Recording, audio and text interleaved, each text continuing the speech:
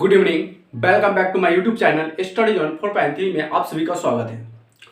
तो चलिए इस वीडियो में हम जानने वाले हैं और इस वीडियो में हम पढ़ाने वाले हैं प्रेजेंट टेंस के बारे में। प्रेजेंट टेंस होता क्या है, प्रेजेंट टेंस किसे कहते हैं, कैसे हम पहचानेंगे कि जो वाक्य लिखा हुआ है ये प्रेजेंट टेंस का है, यानी कि प्रेजेंट कंटिन्यूअस टेंस का है। इसके पहले हम पढ़े थे प्रेजेंट, अभी जितना भी टॉपिक हम पढ़ रहे हैं अभी प्रेजेंट का है। इसके पहले वाले वीडियो में हम पढ़े सिंपल प्रेजेंट टेंस और इस वीडियो में हम पढ़ेंगे प्रेजेंट कंटिन्यूअस। लगातार काम अभी चल रहा है, ये कंटिन्यूअस कहलाता है, प्रेजेंट कंटिन्यूअस। तो चलिए इसको सेंटेंस को समझते हैं और इसको पहचानेंगे कैसे कि कोई भी सेंटेंस जो लिखा हुआ है वो प्रेजेंट कंटिन्यूअस टेंस का है, ठीक है, या प्रेजेंट या पास्ट कंटिन्यूअस या फ्यूचर कंटिन्यूअस का। तो सबसे पहले हम टॉपिक को बात करने वाले हैं प्रेजेंट कंटिन्यूअस के बारे में।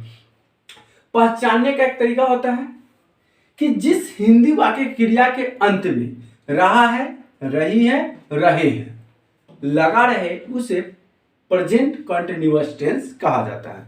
कैसे पहचानेंगे कि कोई भी जो सेंटेंस है वो प्रेजेंट कंटिन्यूअस टेंस का है?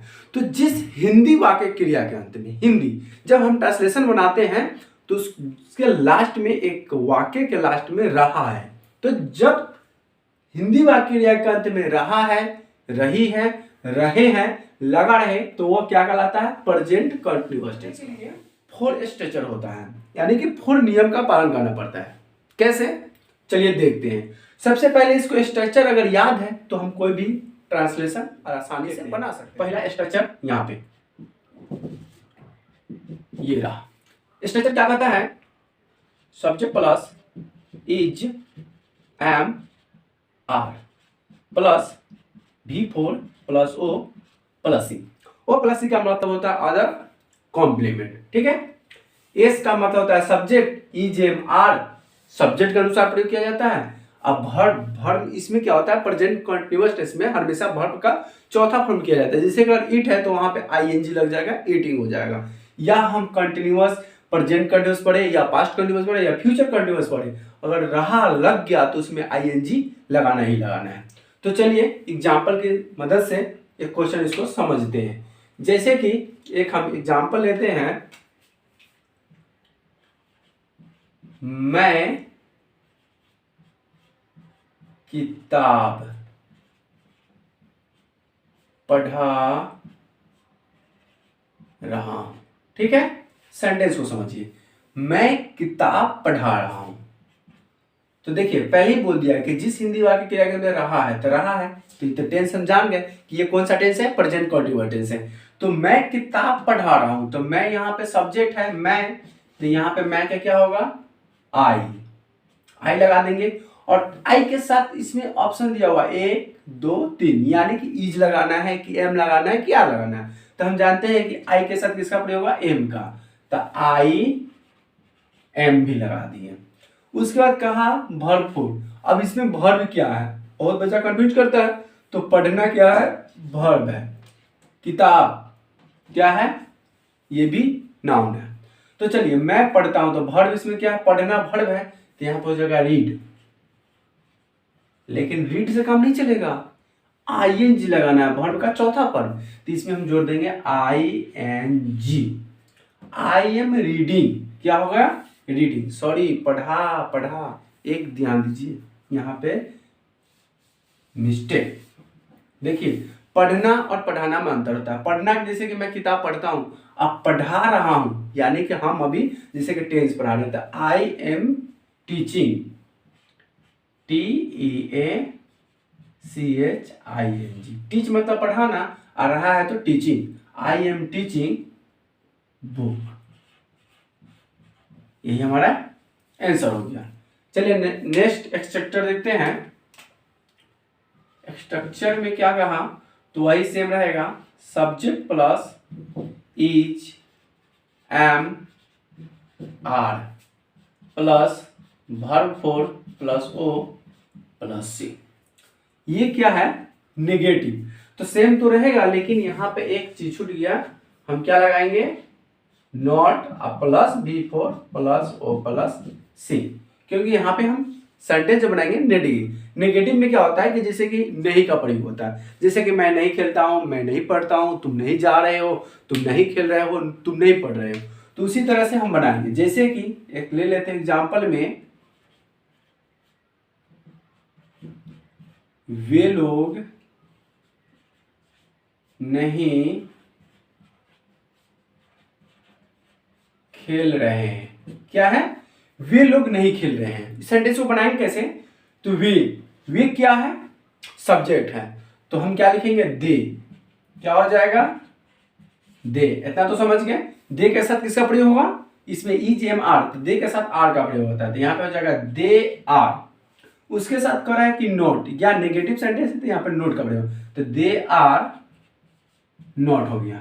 दे आर नॉट के बाद क्या कर रहा है कि वे लोग नहीं खेल रहे हैं, तो खेलना वर्ब है, तो यहां पे हो जाएगा दे आर नॉट प्लेइंग।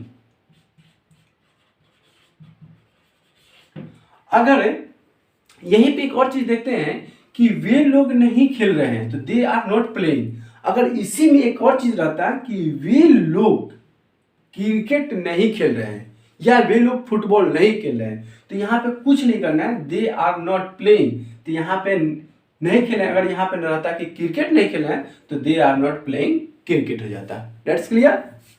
चलिए अगले स्ट्रक्चर की ओर बढ़ते हैं। स्ट्रक्चर 3 देखते हैं। स्ट्रक्चर 3 में क्या होता है? सेम यही चीज रहता है, बस इसको चेंज कर देते हैं। तो सबसे पहले आ जाएगा इज, फिर उसके बाद आ जाएगा एम आर, और तब यहाँ पे आ जाएगा एस, यानी कि subject plus V4 plus O plus C. इसमें भी नेगेटिव हो सकता है, नेगेटिव से स्टार्ट हो रहा है, इसमें भी हम नेगेटिव डालकर बना सकते हैं। तो चलिए सबसे पहले हम साधारण देखते हैं कि इसमें एग्जाम्पल की सहायता से। तो एग्जाम्पल लेते हैं, जैसे कि क्या सोहन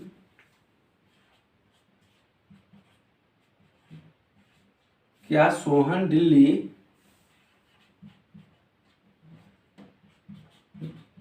जा रहा है? ठीक है, जा रहा है। चलिए ये भी क्या आ गया? Interrogative sentence. नेगेटिव होता है, इंट्रोगेटिव होता है, क्वेश्चन मार्क होता है, बहुत चीज होता है। तो चलिए क्वेश्चन कहा कि क्या सोहन दिल्ली जा रहा है। ठीक है, क्वेश्चन में क्या आ गया? क्या। तो क्या जब आ गया तो इसके पहले बोला है कि is M R plus subject. अब इसमें इज एम आर का प्रयोग कब होगा और किसका प्रयोग करेंगे? तो इसको भूल जाइए इज एम आर को, और इसको भूल जाइए। पहले देखिए सोहन दिल्ली जा रहा है। क्या है? सोहन दिल्ली जा रहा है, तो Sohan is going to Delhi. लेकिन सोहन इज नहीं लगाना है, इज को पहले ला देना है, तो यहां पे हो जाएगा इज सोहन।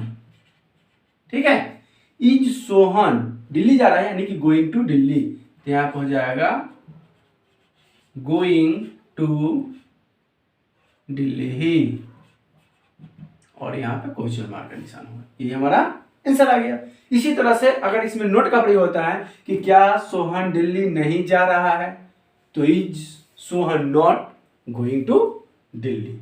चलिए नेक्स्ट एग्जांपल के साथ समझते हैं, जैसे कि 4 नंबर क्वेश्चन में क्या कहेगा? एक स्ट्रक्चर में सेम यही चीज रहेगा। पहले इसको क्यू डब्ल्यू लिखेंगे, Q W plus is M R plus S plus V4 plus O plus C, या सिर्फ यहाँ पे O लिखकर भी छोड़ सकते हैं। O का मतलब होता है अदर रिक्वायरिंग में, जैसे कि यहाँ पे अदर रिक्वायरिंग का प्रयोग क्यों हुआ? नहीं हुआ है, तो यहाँ पे अदर रिक्वायरिंग का प्रयोग होता। जैसे कि क्या सोहन दिल्ली जा रहा है, तो इसमें ऐसे रहता है कि क्या सोहन दिल्ली नहीं जा रहा है। जैसे कि यहाँ पे देख लीजिए वे लोग नहीं खेल रहे हैं, तो इसमें अदर वर्ड क्या हो जाता कि वे लोग क्रिकेट नहीं खेल रहे हैं, वे लोग फुटबॉल नहीं खेल रहे, तो ये अदर रिक्वायरिंग वर्ड आ गया। ठीक है, अब इस स्ट्रक्चर में बनाते कैसे हैं?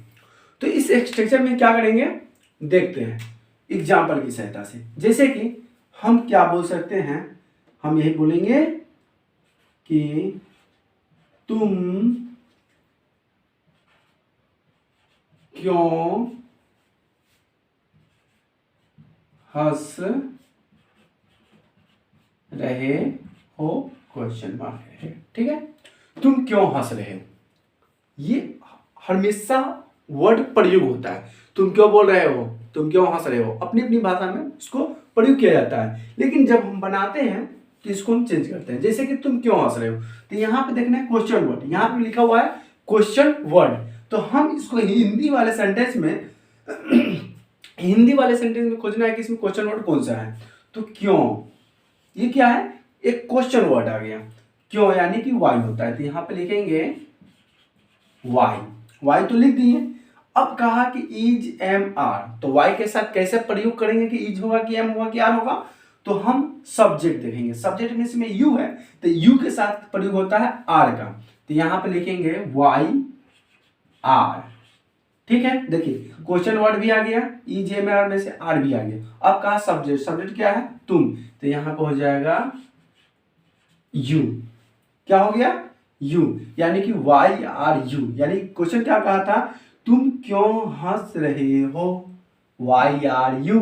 हंसना का होता है लाफिंग, तो यहाँ पे लिखेंगे लाफिंग।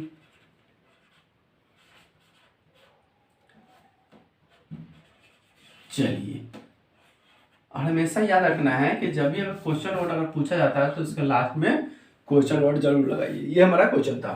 आशा करते हैं कि हमारी वीडियो अच्छी लगी। प्लीज अगर हमारी वीडियो अच्छी लगी तो प्लीज चैनल को सब्सक्राइब कीजिए, लाइक कीजिए, कमेंट कीजिए।